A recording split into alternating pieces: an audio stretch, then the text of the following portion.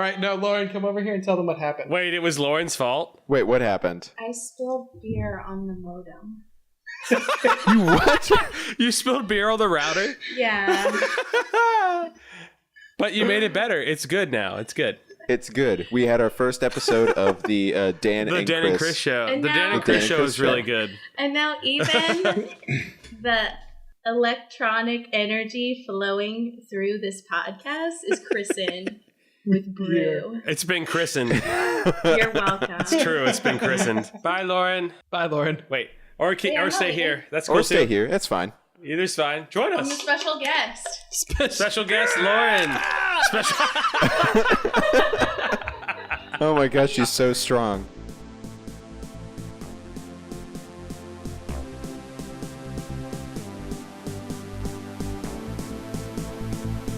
Hello and welcome to the Game Brew Podcast, episode 16 on October 22nd, 2017. I am your host, Ian Richard, and I'm here this week with Chris Wrights. Hi. And Dan Rotz.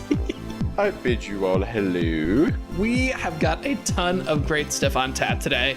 We will give our impressions on Mass Effect Andromeda, we'll discuss whether or not dragons have nipples, and we'll talk about side quests. But first, it is time for a beer. Oh, thank God. All right. Oh, it's so big. Mine's big. Chris, what are we drinking this week? We're drinking some dragon's milk. Oh, yeah. It's from New Holland. New Holland Brewing? That's not to be confused with normal or old Holland. This is from New Holland. New Holland dragons. What's in Old Holland? Windmills. People Windmills. with wind shoes. Definitely windmills. Definitely windmills. Yeah, Holland is not in America. New Holland is a brewery in Holland, Michigan. Ah. Nice. Yeah. Okay. This is milk, which comes from the teat of a dragon. Dragon's milk, as it were. Dragon's milk. I really have never seen any nipples on any dragons. I Googled this today, which by the way, those of you listening, I would not suggest anyone ever do. Do not Google, do dragons have nipples? But I will say that there was not a lot of evidence to show that they do. So. Yeah. Well, I mean, I would assume that they're similar to reptiles or dinosaurs. Yeah. Which traditionally come from an egg. Because we've all seen Jurassic Park. Yes. That's true, we have. Life finds a way. Although platypuses, they come from an egg and they also have nipples, so not necessarily This is just true. because from an egg you don't have nipples. But let's talk about the beer, shall we? Sure. Yeah. I gotta say, I like stouts. Stouts are great. It's silky smooth. Silky smooth. The alcohol on this finishes it off crisply, where a lot of times, sometimes with a stout, you get that sort of sticky feel. This one's a little bit, it's got a cleaner finish than other stouts, which is not to say it's a clean finish, but it's cleaner. Well, and it doesn't have like that coffee aftertaste. It's a little sweet. Yeah. And like it is a little milky. You definitely, it's a bourbon barrel aged stout. So you definitely have some of that alcohol flavor from the bourbon. Yeah. I think it's very smooth. That's one of the things that some stouts, whenever I drink them, especially like bourbon barrel-aged stouts, where you can get a lot of alcoholiness. Yes. Like on the finish. Yes. And this one doesn't have a lot of that. No. Which is good. It has a very good balance of flavors. Yeah. I don't think it's a milk stout. So with milk stouts, they use milk sugar to give it that kind of creamy flavor.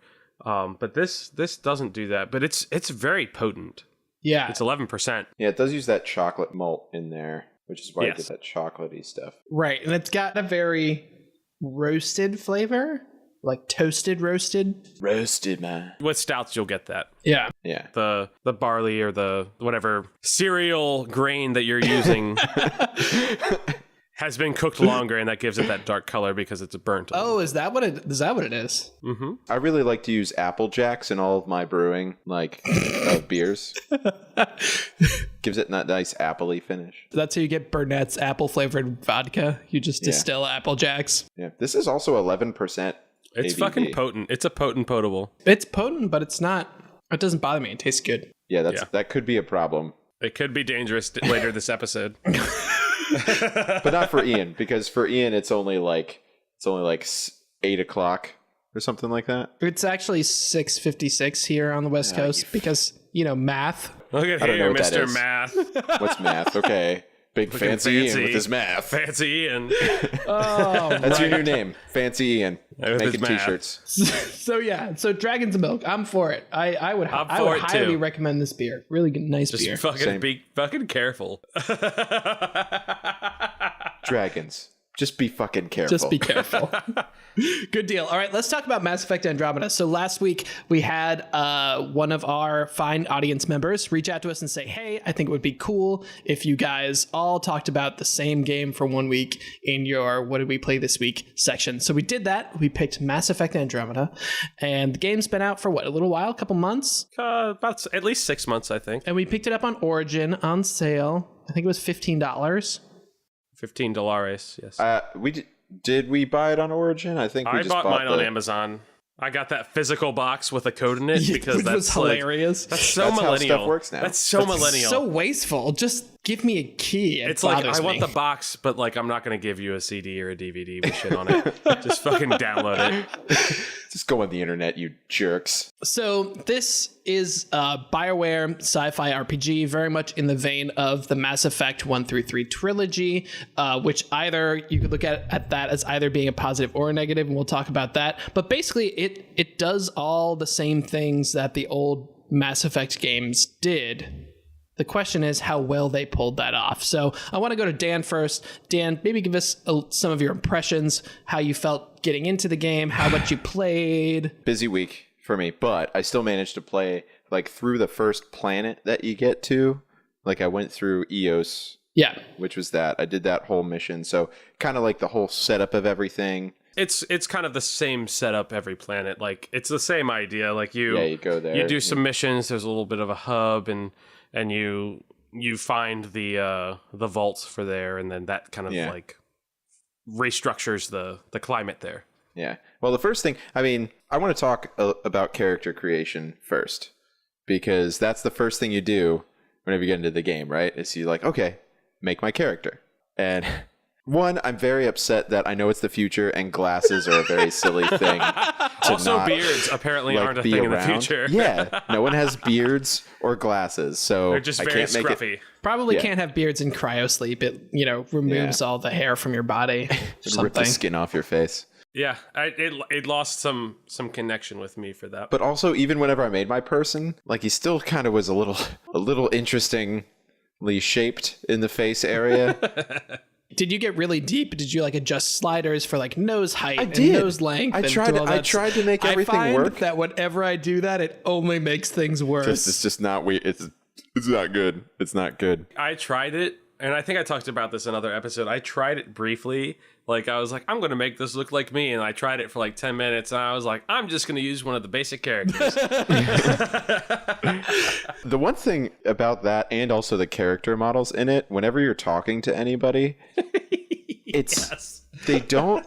My brother pointed out earlier. Chris is cracking up. Dan hasn't even said it yet. I haven't even said what it is, but he knows exactly what it is. It's like the lower half of their face moves, but everything above that is just kind of stone. Yeah, that is true. Yeah, they got like lazy eye on the top, like yeah. It's like they're rolling their eyes sometimes. Like it looks so ridiculous. But it looks also so bad. their bottom mouth is moving, but everything above their mouth is not moving. So it just looks very strange because everything not is murder great. robots. When they were talking about this in the reviews, what the developers said was that anything they were using from a previous Mass Effect game, they had to recreate from the art up because they moved from the Unreal Engine to the Frostbite engine. To the Frostbite 3 engine. Yeah, which don't have basically nothing in common. So everything had to be completely rebuilt, including facial animations, which they've been working on for probably a decade in the Unreal Engine before that. Sure, but I will argue that the facial animations, and I mean, granted, they're not as of a key aspect of the game, but in Battlefield 1, I don't see ridiculous faces like that. Well, that's because you're too busy like putting a shotgun in them. Right, exactly. So like that's a weakness of the Frostbite 3 engine. Yeah, I think it probably reflects more weakness of where they invested or where they had to invest their resources. I'll take them at their word that it took them a lot of time to come up with all that facial stuff and implement it. But at the same time, for an RPG like this that's trying to get you to invest in characters and make you feel like you're living in a world, that is really important. Yeah. Yeah. I will say one of the best things about this game, the environments were beautiful. Yeah, it was really pretty. gorgeous game. Well, if you put a bag on the head of all the characters in this game, it's beautiful. It looks It was great. a gorgeous game. The animations are slick. Like Chris said, the environments are really good. The weapon and space magic effects are cool. It looks good. Space magic. That's true. It looks Space good. magic.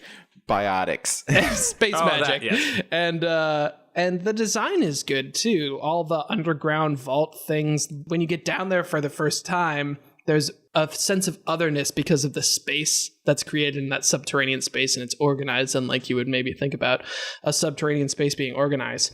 The problem for me is that other than that, there was absolutely no sense of discovery or otherness in this game.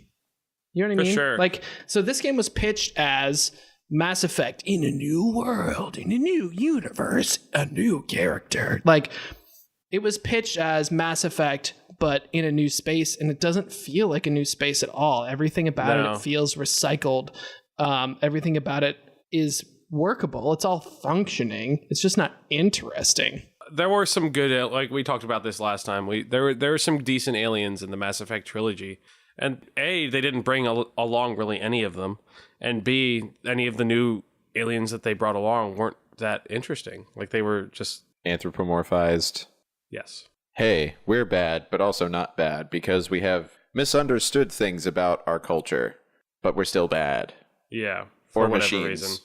Or machines, yes. Or machines. One other thing that bothered me is that there's so much given to you up front in this game that it's hard to feel like you earned anything. They give you the jump pack straight away. They give you the ship with basically doing nothing. They give you the title of being Pathfinder. They like everything is just thrown at you immediately at the beginning of the game. Pathfinder?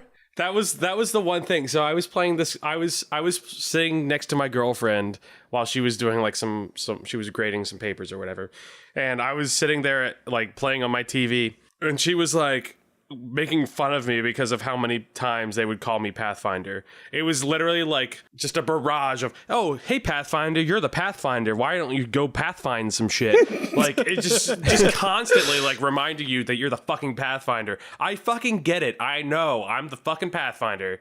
I know, man. I know. I just think those things, the jump pack, the Pathfinder, the ship, it would have meant a lot more to you if you'd had the chance to earn it, if you had had the chance to actually discover things. And the way they did it, they just gave it to you, so there's no value to it.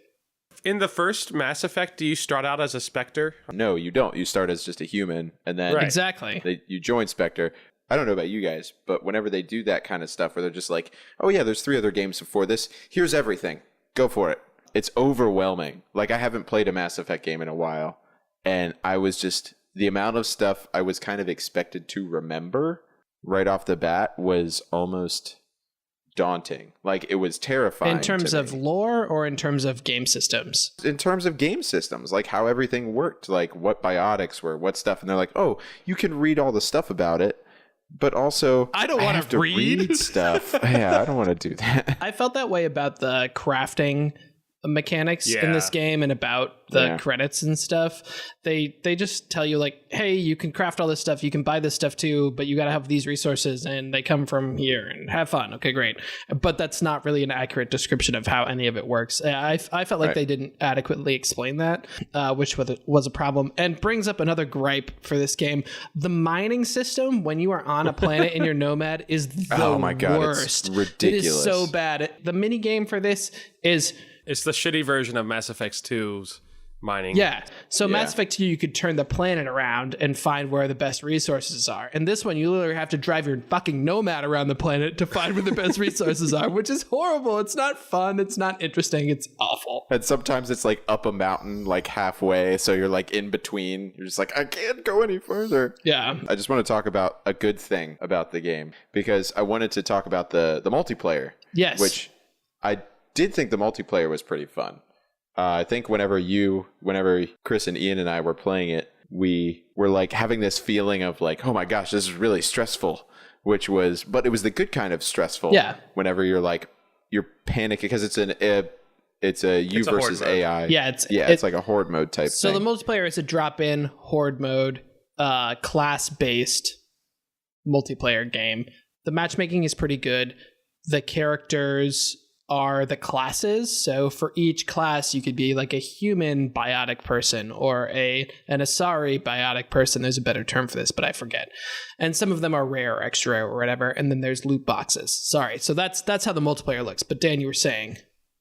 No, actually, I want to go to Chris on that, actually. Well, I was going to say, like, the multiplayer, I did enjoy playing it, but as far as progression within it was very frustrating for me. Yeah, the progression is stingy. Fact that, like, if you wanted to be a Vanguard, which is like a kind of close combat biotic person, a male human Vanguard, you had to level that up. And then if you wanted to even just change it to be, I don't know if I really want to be a male Vanguard. I want to be a female Vanguard. You had to level that up again. Yeah. I thought that was absolutely ridiculous and was just a time sink and a bad idea. And there wasn't any difference between those two abilities? No, there was zero difference between their abilities. It was literally just a male or a lady. It was a skin difference. Yeah. That to me is absolutely ridiculous. Interesting. But I will say, the fact that some of the classes, in fact, most of the fun classes, are locked behind either a paywall or progression wall seems punitive and makes it less fun, when really they have a good thing on their hands with that multiplayer. If I go back to this game to play, I will go back to play multiplayer. It won't be me going back to play the single player campaign or anything like that. Does anyone else have any positive stuff about it? Because I feel like we spent a lot of time being negative. Are we done shitting on it? Like, do you want to keep shitting on it? I'm not. I don't have any other gripes about it. So I'm not done shitting on it because I thought that this series of games was built on the fact that you made choices and they mattered. Oh, yeah. None of the choices that I'd had. So I played this game about 22 hours. I was on my third planet. I just finished my third planet. And maybe one or two of the choices mattered. Other than that, nothing mattered. They gave you the illusion of choice. They let you pick. It didn't they let you pick matter. what your character said, but they didn't really let you pick what happened in the story. Well, no, and like even if you chose something in the story, like let's say you killed something or let them live, it didn't fucking matter because that didn't have any lasting results. It was situational. Like it just happened in that situation. Oh, so it only affected that little tiny quest, and that quest doesn't matter at all. Exactly. Yeah. I felt that way about the characters too. The Krogan that joins you at the beginning and PB that joins you, it's like maybe I didn't want them in my crew. I don't like really have a say at all. Like, I'm just coming along. Like, fuck you, Krogan. I don't want you. I mean, literally, PB fucking jumps on you. She does. She's wearing a little half tee too. I don't know how I felt about that. That was weird. Just like, it was does weird. It make sense to have a half tee in space? Well, she was in the desert when you found her. Oh, that's true. I feel like it wasn't the main BioWare studio, and it wasn't the main people that had done Mass Effect before doing it. So it was a lot of new people with the game, and they lost, I felt like, the big selling point for the game, which was the fact that your choices mattered. That you could have an impact. Yeah. Yeah. Like your choices shape the universe. It literally. And your party and, who you are as a character. Mm-hmm. Right. Like in the first game, there was a point that you could lose your Krogan counterpart, Rex. And that was like a big swing point in the game. Like, yeah, and correct me if I'm wrong, but there were also, when you had the opportunity to get characters, you could make choices that were legitimate choices that would prevent you from those characters joining your party. Exactly. Oh yeah. That makes such a difference. Your conversations and the way you said things and what you said fucking mattered. And they lost that. And I feel like they got the yips a little bit after Mass Effect 3. Oh, because people were pissed about the ending? Seeing people pissed about the ending. And so not trying to step on anyone's toes in this game. They didn't do anything. And like that made it such a mediocre game. I actually liked Mass Effect 3 a lot. I felt that a lot of the criticism about the ending was kind of like, it's like the ending of Lost, the TV show. You know what I mean? Like, there's so much stuff built up to that, who gives a shit about the ending? It's really about the experience you had anyway. That might be a little bit too much forgiveness on my end, but I thought Mass Effect 3 was a great game with a not so great ending. All things considered, probably a pretty great game. Yeah, I agree. Your final thoughts on the game. How did you feel about it? Final thoughts. I had fun playing the multiplayer. I'd say the multiplayer in that game alone is probably worth $15. But other than that, I'm not going back. Dan, what are your final thoughts? It didn't break any barriers. Nope. I was just looking at the Wikipedia page, the penultimate. The source for the best information in the world. Accurate, I think is the best word for that. But I scrolled down to where it had the accolades section, and it had two awards that it won in 2016. It won Most Wanted Game and Most Anticipated Game. Ooh. And then it was nominated at the Game Awards. That was at the Golden Joystick Awards and the Global Game Awards, respectively. And it was nominated in the Game Awards 2016 for Most Anticipated Game. It did not win that. That like embodies so much of what that game was. It had a lot of potential. Yeah. But it just, I feel like maybe it was rushed out a little bit early. Maybe they had a few more bugs to work out because there were a lot of bugs when you were playing it. And that's just, maybe they should have spent a little bit more time crafting the story and the characters instead of saying, here's a new Mass Effect game. Everybody Enjoy. go nuts. Right. They looked at it like an expansion for Mass Effect 3, but it didn't have a vision of this is a discovery game. It didn't have a vision to be what it should have been. Could have just been pirates. Like on the last episode, we could have just made it pirates. I mean, they legitimately could have made a Space Pirates game. Would have been better than what they got. Chris, final thoughts. Honestly, like that's my thing. Is that if this game was not called Mass Effect, I think I'd like it a lot more. Really? I think so because it wouldn't have carried that precognition of being a Mass Effect game. Heavy weighs the crown. Yeah, I wouldn't have been so expectant of something. And I think that the game as it is, yes, it's flawed, and yes, it has a lot of things that it doesn't do very well. But I mean, it's still a game that, I mean, I spent 20 some hours in it, and like, I didn't hate it.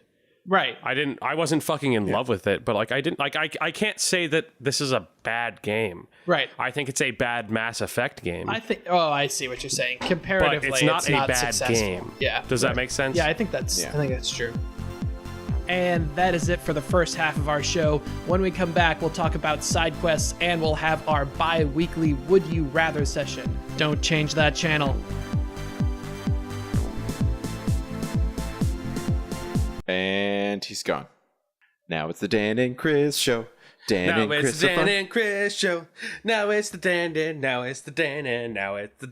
Chris show.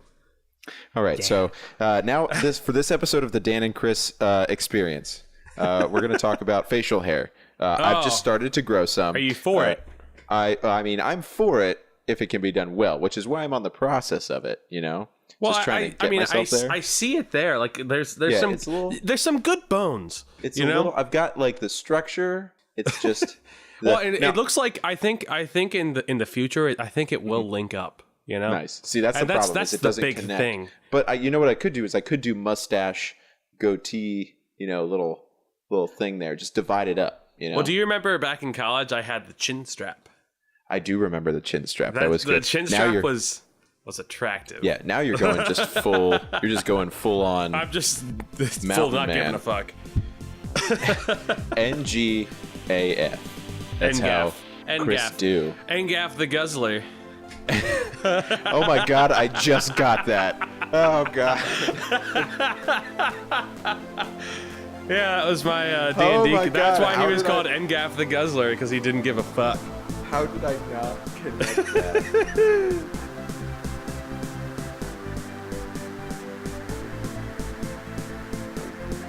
All right, welcome back to the second half of the Game Brew podcast. Before we talk about side quests, we want to check in with this wonderful, wonderful Dragon's Milk beer. What do we think? You know what I wish about this beer? I love this beer. What do you wish?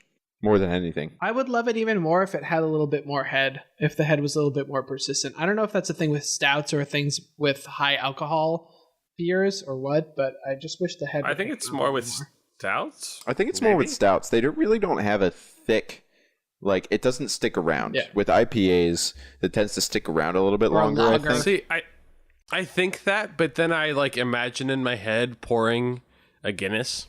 And I see a lot of head in it. No, it's just that it's like foamy until it all like condenses and then goes away.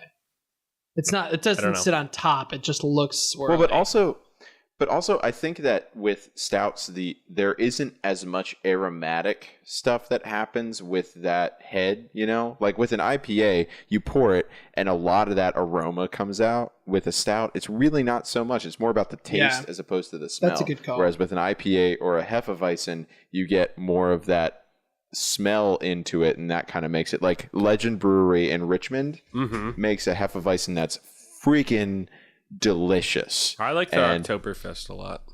And it sucks that I live in PA because that's my favorite brewery. And really, it's your favorite? It's my favorite brewery, and I can't get anything from them. No, they're only in Virginia. Yeah, the first time I drank them was at the Harrisonburg Beer Festival. Yeah, and after that, I was just like, I'm in. Shout out to our sponsors at the Harrisonburg Beer Festival. I They're really not our sponsors. I really like their Oktoberfest, but yeah, it's a shame that you can't get them outside of Virginia. It sucks, man. I have their bottle opener on my keychain, and I refuse to take it off just because it's like nice. You know what? If sweet unicorn, if it didn't have a bourbon barrel stout on the bottle, I don't know that I could tell you it had bourbon barrel in it. I get the alcohol, I get the like creamy roasted maltiness of the stout, but I don't really get a lot of that bourbon. Well, that's good. That's kind of what you want sometimes, though. What you do, Chris, though? Yeah, I do get a little bit of that flavor, but it's not like obnoxious and aggressive like a lot of bourbon barrel stouts that I've had before in the past. Like it's very creamy and it's very pleasant, and it's not too much of any flavor, I think. Okay. It's not overwhelming. I think what you would say is it's a balanced stout. It's very balanced, yes. It's a balanced breakfast. Wait, what time is it? The dragon's milk is what you put in your dragon's cereal, which is actually just chunks of meat. On the subject of breakfast, have you heard of the Dogfish Head beer for breakfast? Oh yes. No. So yummy. So it's a stout, but it also has scrapple in it, which is kind of amazing. For those of you who it's don't a little weird, live below but also the Mason-Dixon line, scrapple's fucking delicious. Is the bits of a pig that they can't use for anything else, so they grind it all up and toss it in a can and call it scrapple. It's like shitty. Are you fucking shitting on Scrapple right now? No, I'm just telling everyone what it is. Do you like Scrapple? Scrapple is good for breakfast. It's good for everything. No. It's good for lunch. It's good for put it on a sandwich. That shit's delicious. Scrapple is good for breakfast. I don't like to think about where it came from, but it's delicious. It's like tasty sawdust. Yeah. This sawdust is delicious. Jesus. All right, let's talk about side quests.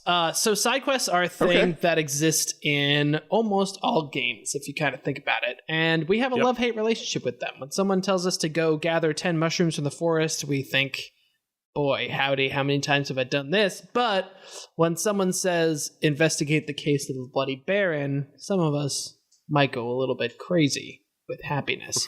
So we want to talk about side quests. We want to talk about what makes a good side quest, and we want to talk about some of our favorite side quests. So, Dan, what makes a good side quest? I think what makes a good side quest is basically the enjoyment that you can get from it. So I have a problem with some of those type of side quests, which are mainly associated, like the collect 10 mushrooms, kill 5 wolves, collect 50, some bullshit.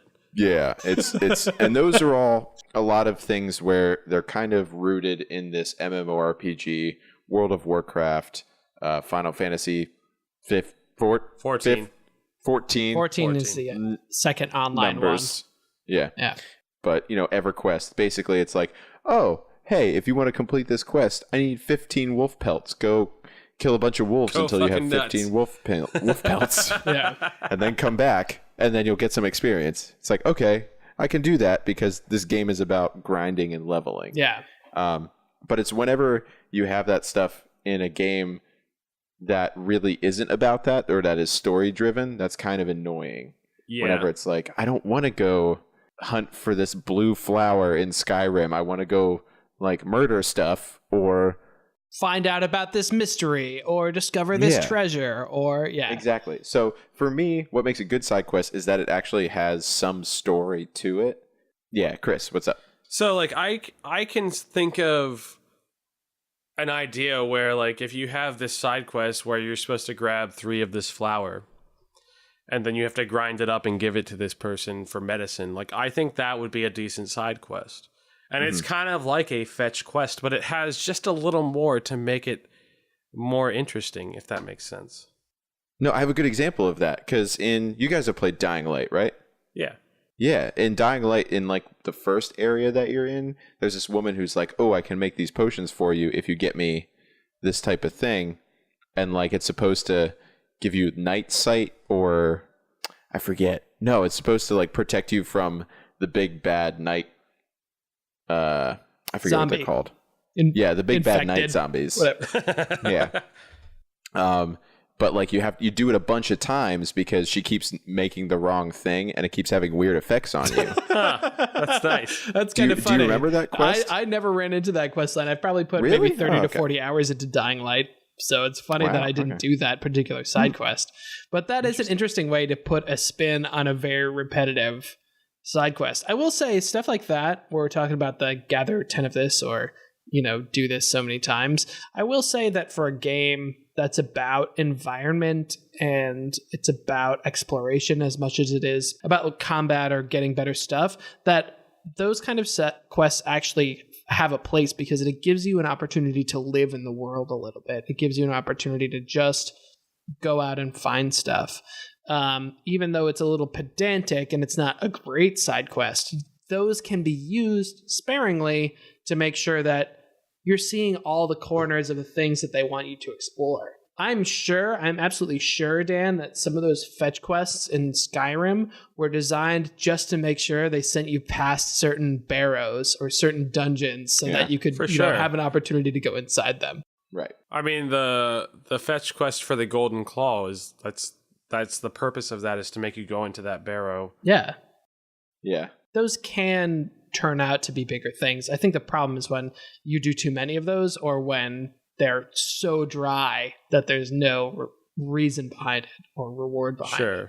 And to me, a good side quest is a side quest that has a great reward. So I will kill 100 of goblins if it means that at the end of that I get a badass sword. Like, I'm fine with that because my effort yields some kind of reward. In the same way, I'm fine with that if I get some kind of story payoff where, like, okay, all the goblins are gone and now we build this town here. That's also cool. So a good side quest is one where I get some kind of reward, whether that be something tangible or something story-based. It's a really hard tightrope to walk because you want that unique sword, but like that unique sword sometimes isn't as good as you want it to be compared to what you already have. This quest, and it's like you're over leveled for it, and then you just get this bullshit sword that was like someone's legendary sword that their grandpa gave them, and then you just throw it in the trash. The legendary grandpa sword.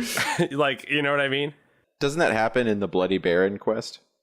It happens in The Witcher somewhere, yeah. Yeah, there's where it's like he gives you a sword. I remember that distinctly. It was notorious for that, yeah. And being like, it was like, "This is my father's sword. Take this and use it to defeat your enemies." And I'm like, "This is a piece of shit." And then you just throw it away. It's a little bit of a trope too. Like that happens, like especially in like WoW too. Like that happens a lot. Like, I mean, loot's disposable there. Like, yeah, but oh man, this is going to open up a completely different conversation about dynamic level scaling that maybe we shouldn't get into. It's difficult. It's super difficult. Dynamic level scaling bothers me so much. I would much rather have a straight progression/numbers game like WoW level style leveling than a dynamic. But that's a different story. Well, that is actually a thing we should talk about. Yes, on a later episode. Not tonight. Yeah, but not tonight. If you don't like numbers like me, that may be a terrible conversation. I do want to mention games that we think really nailed side quests. If you guys have one of those, I mean, yeah, I do. Chris has one love and one devotion. Well, I mean, The Witcher 3, but like, other than that, I thought Oblivion did a really good job. Oblivion had such good side quests. Better than Skyrim, I think. I love side quests. Do you remember the side quest in Oblivion where you go into the painting and everything is like crazy painting world? And you had to use... so good. What did you have to use? You had to use something on those It was trolls. like paint remover. It was like turpentine. That's what it was. Turpentine. It was turpentine. Yeah, that was a good quest. Or like the one where you had there was a statue that you had to like, it was a Dark Brotherhood quest, and you had to like go behind the statue and drop it on someone to kill them. Yeah, because that was like in a town. Yeah, that was like. There was also I remember there was also a really good side quest from Morrowind, which is Elder Scroll or Daggerfall. No, Morrowind. Morrowind. Daggerfall's 2. Daggerfall would be 2. Yeah, Morrowind's 3. Morrowind. There was a really good one from Morrowind which was a moon god side quest, and there were like 1,000 steps to get some sword or some ring that I am just coming up in my mind now, but it was really cool. I don't think I ever did that one.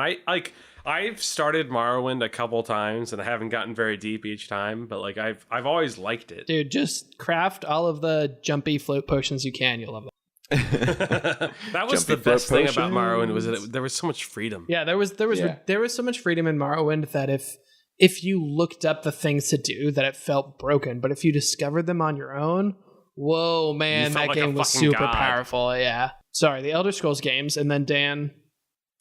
Fallout 3 is one of my favorite ones for side quests. 3 or New Vegas? 3. Fallout 3. Yeah. New Vegas had some really good ones too. Can I lump them all into one, like the New Age Fallout series? So you're talking 3, New Vegas, and 4? Because 3 is pretty different from New Vegas, and New Vegas is pretty different from 4. And New Vegas had, like, Obsidian did New Vegas, and Obsidian's notorious for having really deep stuff.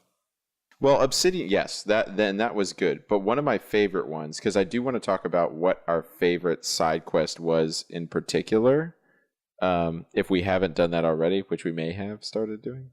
No, okay. Yes and no, we mentioned a couple. But. Okay, we mentioned, okay. Because one of my favorite ones is in Fallout 3. But I think in Fallout, there aren't a whole lot of those go and collect 10, go and do this many things. It's more so like you go into a building and it's like, oh, hey, there's a guy who comes up to you and says, hey, have you seen my buddy Phil? And it's like, oh, God, where's your buddy Phil? What's going on? And then you can like talk to him and see what's going on, maybe be a part of the quest, maybe just murder the dude, who knows? But that's Fallout. That's how you do it. Fallout. Yeah. So that's why I like it, is because it kind of gives you that everything's more about story and less about collecting a whole bunch of tchotchkes. I will say another thing that the Fallout games do particularly well is quests that aren't quests. So when you find scraps of paper that lead you to a thing somewhere, but it was never really a quest in the first place, or like when you see a pile of bones here, or maybe just like a skeleton holding another skeleton in a bed, and you're like, oh man, that's sad. It's not a quest, but it still gives you the emotional engagement, and you sort of write a storyline in your head about what that's all about.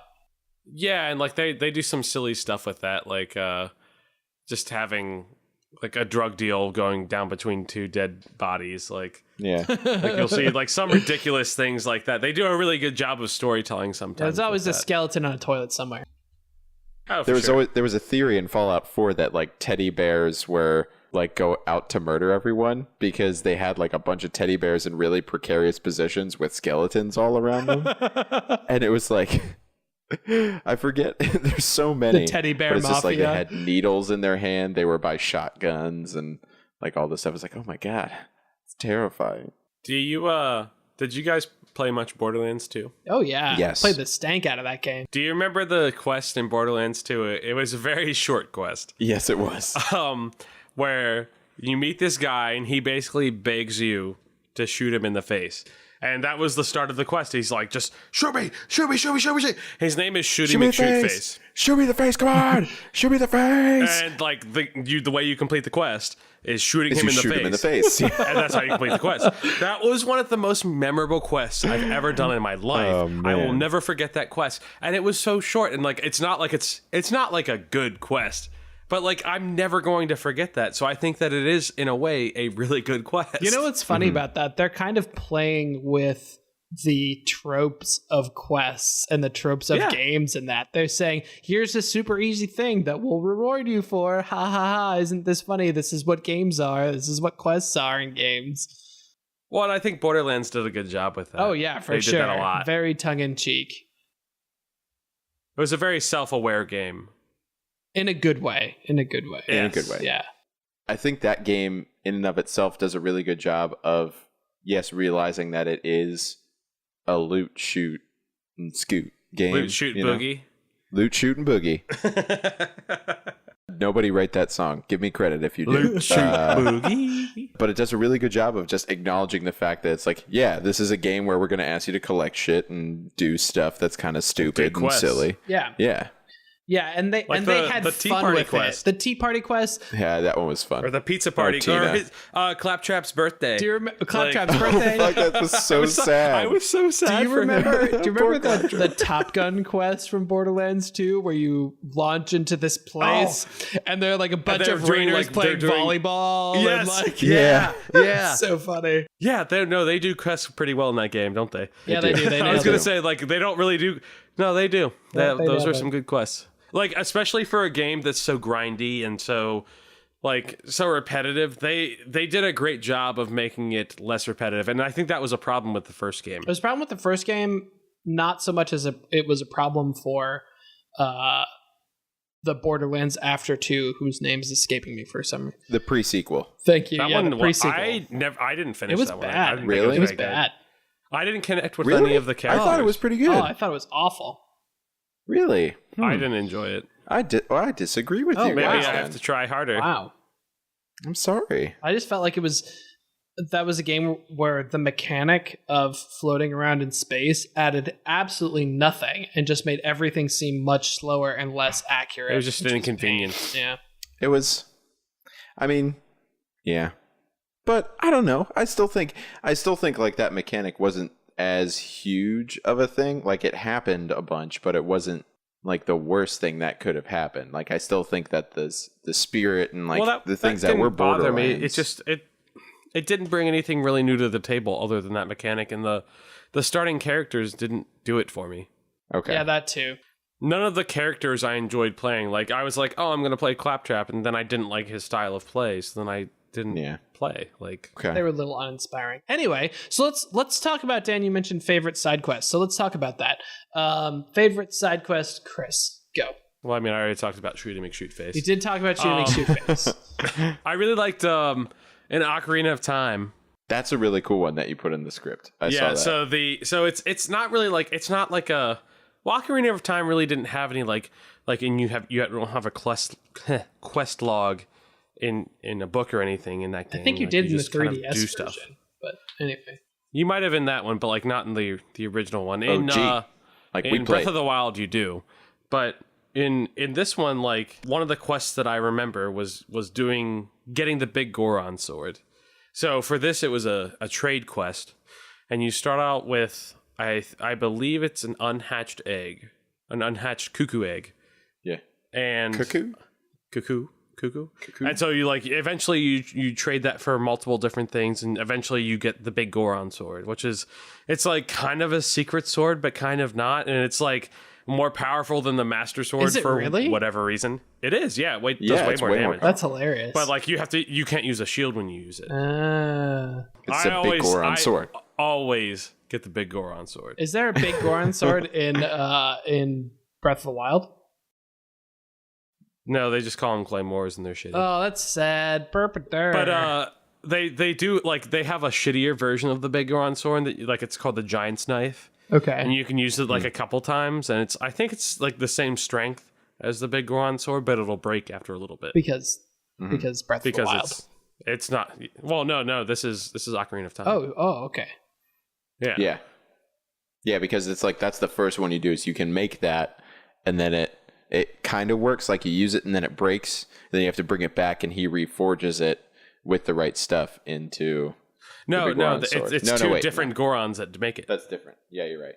He's like the younger brother of Big Goron. Yeah, as I was saying that, I was like, wait a minute, this is wrong. Facts. But like it was a lot of work, but it was totally worth it when you did it. It was cool. Yeah. I loved that. Because you got a reward, because you got a payoff. It was a great and it was like the best reward. Like Dan, what about you? My favorite one is from Fallout 3, like I said before, because it's the Oasis quest line. So good. Which is you don't remember? No, Okay, so basically, so good is what I was saying. Oh, you said so good. Okay, so because basically, you go to this place because of course it's a wasteland in Fallout 3. It's the wasteland. It's a little it's like everything's torn down except for this one area. Capital Wasteland. Yeah, Capital Wasteland because it's in DC. But there's this one area you go to, and there's like all these trees, and like there's this whole group of people there, and this whole group of people is like, oh yeah, we have this tree here that is building up the environment, and we want to and like there's two people that approach you. One of them is like, here, do this ceremony at the tree, and you go up, and it's this character who's been in all of the Fallout games up to that point, or I think starting at Fallout 2, whose name is Harold, who was affected by some radiation or something. Radiation. It's a type of chemical that mess with him, and he has a tree named Bob growing out of his head, and it's like it's taken over him, so he can't move. He's been stuck there for about 100 and something years with this tree growing out of him, and Bob is like seeding the land with trees and like continuing to grow it up. And Harold wants you to kill him. The one guy wants you to strengthen him so that he can like just stay well and keep feeding this area. And then somebody else wants you to put the salve on him that would make his trees spread and like continue to bring up the wasteland. And that's kind of like, there are these three really individual choices that you could make, right? Where you actually had like, there were consequences where it's either you're going to kill the guy, you're not going to kill the guy, or you're going to keep him like stuck in this area for a while. Sorry, I was going to say, I'm pretty sure for this quest, I just looked up whichever one gave you the best power armor and did that. Sorry, Chris, go ahead. Well, that also reminds me of like in Fallout 3, one of the big quests in that was you got to this hotel that was like kind of still functioning. Swank a swank. Yeah, it was swanky. And you basically got to choose the fate of this town that was one of the first towns you saw. Megaton. Yeah. And Megaton has this big atomic bomb in the center of it. Wasn't that a main quest though? I don't think it was a main quest. Or was it? Because you could, well, I don't remember. I'm pretty sure that was a side quest. I think Chris is right. I think it was the side quest. Okay. But even that, I mean, that's like, those are some crazy moral choices that you had to make. And like a massive change to the game. Like that town you could choose to make that town go completely away. Yeah. Yeah, and you could never go back. With like, a once Which you is did that, it was amazing. What a powerful and interesting choice to make in a game, to give someone the ability to wipe all of the quests and all of the people and all of the voice acting All and all those the NPCs merchants off of the map completely. So cool. Even a place that you could like live. Yeah, you're rethinking your Fallout 3-ness now, aren't you? Yeah, that game was flawed, but it was great. In a way, but like I still believe that New Vegas had better quests. I'm with Dan, actually. I like Fallout 3 better than New Vegas, but again, an argument for another day. Again. I should go play New Vegas again. You're right. Ian, tell me what your favorite side quest is. So I was thinking about the Dishonored games and how they really nail a narrative in those games. Mm-hmm. And they had some really cool side quests too, particularly the Granny Rags storylines. Mm-hmm. So I don't know if you remember, but in the first Dishonored, there's this point where you break into this house and there's this lady like, "Help, my gentlemen callers have been very rude. I could use your assistance in disposing of them." And then, of course, you fucking murder the shit out of them. And then it turns out she's a witch and she's like boiling this dude in a pot. It was just, it was classic. It was something that you could totally skip by and not even pay attention to, but that had just these really well-developed character, I should say, in Granny Rags, who had this depth to her, in spite of basically it was, kill these three guys was the quest, but it's dressed up in such a way that it's really rewarding. I haven't played a lot of Dishonored. I know that I've played a couple hours of it. Dude, Bethesda. It's been Bethesda. I know. Yeah. I think it's Arcane, right? Yes. Yes. Yeah, but I know that one thing that they did do really well is atmosphere. They nailed the atmosphere. Oh yeah. Sure. That whole dystopian weird steampunk England, but not England. It's it's so cool. That was a good game. I gotta play the second one. I haven't played Dishonored 2. I played still the need first to one play all the way first through, one. But first one's pretty good. Pretty good. You should do it. You're pretty good. Hey, dude, that was a nice thing to say. The second one's good too.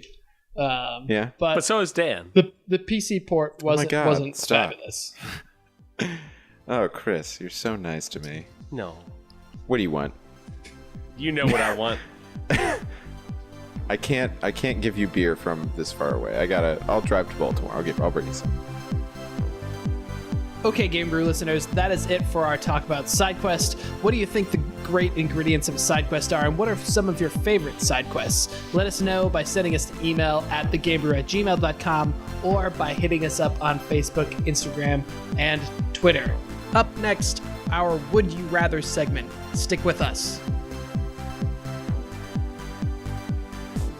So this week's Would You Rathers are they're not like so gamey as they were before, but I think they're quality. So this is like a side quest. It doesn't have to be super video gamey. It just has to be good quality. Your quality. So here we go. First one goes to Chris. Chris, would you rather have a head as stinky as your feet or feet as hairy as your head? Feet as hairy as my head.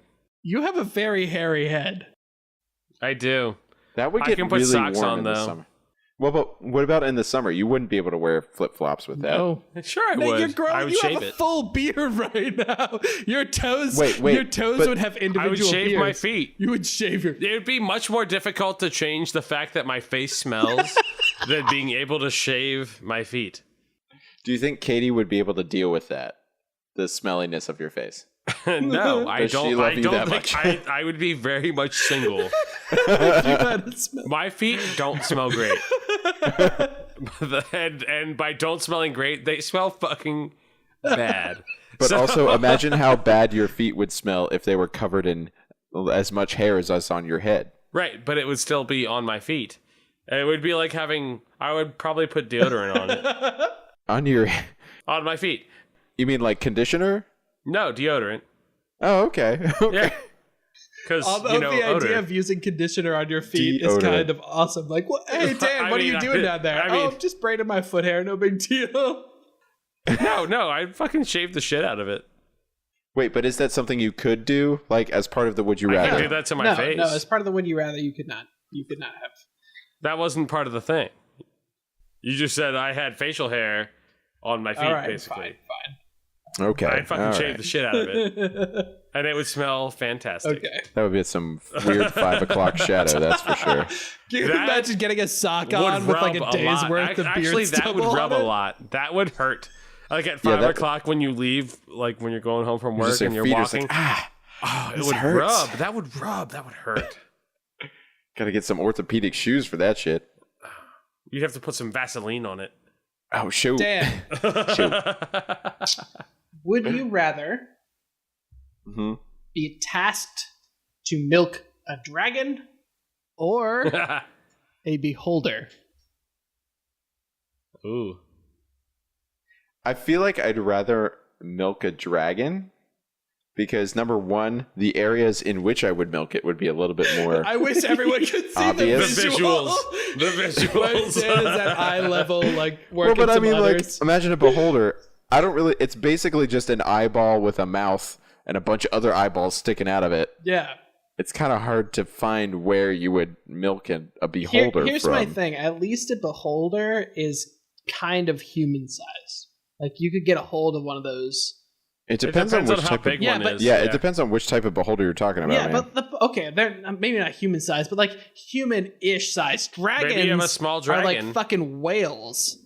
Like, I mean, they don't have to be. where are you? How are you going to Maybe milk still a that baby thing? dragon.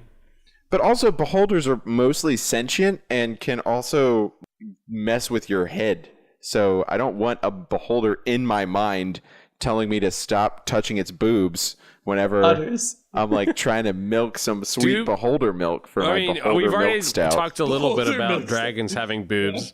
Do beholders have boobs? I don't think so. That's another Okay, thing. so I don't think it's Do physically beholders possible. have bra I think holders? just like we're assuming.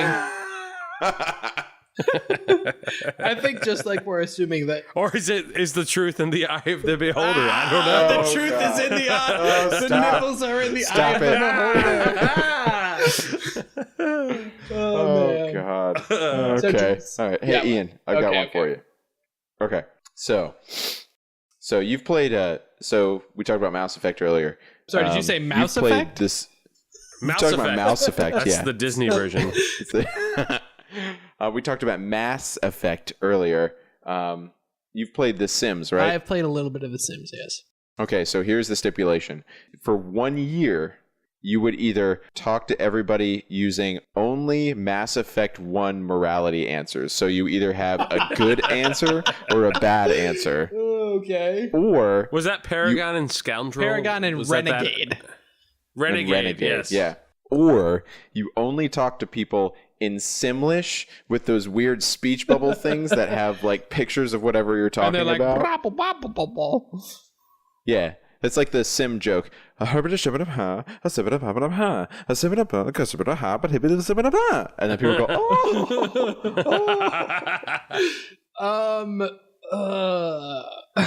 okay. That's fucking really good. Point of inquiry. Yes.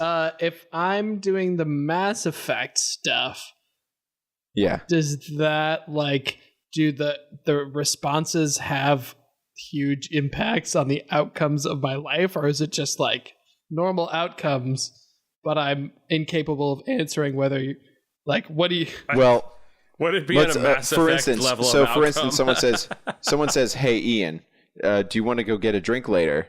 You can either say the Paragon answer, which is, "Yeah, let's go get a drink. We're really good friends, and that would be a good idea." Or you do the Renegade answer, which is like, "Fuck you, I'm not going to drink with you, you pussy piece of shit." But in Sims language, I would just be like, "Ba-da-ba-da-ba-da, And then, and it would either have like a picture of a beer or a picture of a not beer, but they may or may not understand what the hell you're saying because I know what I would want you to do. I am going to go. I'm going to go with the Mass Effect answers. Damn. oh man, That's way less fun. No, I think that's great fun. I think, you know what, I think that actually makes me a more honest person, because sometimes I'm the kind of person who just kind of wants like, let's make everybody happy. We can all work this out. And sometimes you're not going to make just need to people be happy, a renegade though. and be like, you know what? Fuck off. You're a stupid piece of shit. get out of here. No, I don't want to help you find your son. Leave me alone. I'm too busy trying to get busy with this Asari to help you find your lost son. Sorry, not sorry. Gosh. Oh, good times. All right, so this is the Paragon outro from episode 16. Thanks for listening to the Game Brew podcast. We really appreciate you leaving us a comment at thegamebrew@gmail.com or on social media at Facebook, Instagram, and Twitter at The Game Brew. Thanks so much. See you next time. And then the Paragon one, or the Renegade one, would be like, I guess you listened. Whatever. Fuck off. Dude, my mom is going to hate this episode so much. Oh, good times.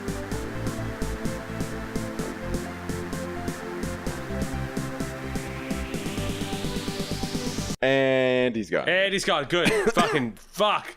All right, Dan. episode 2 of the Chris and Dan podcast. Here we go. Dan and Chris, the podcast. Quick, Chris. Quick, what do you want to talk your about? favorite Topics? beer. Oh, wait, beer. that was... What? It's too late. It's too late. Dude, the Dan and Chris podcast is probably the best content that's come out of this whole thing.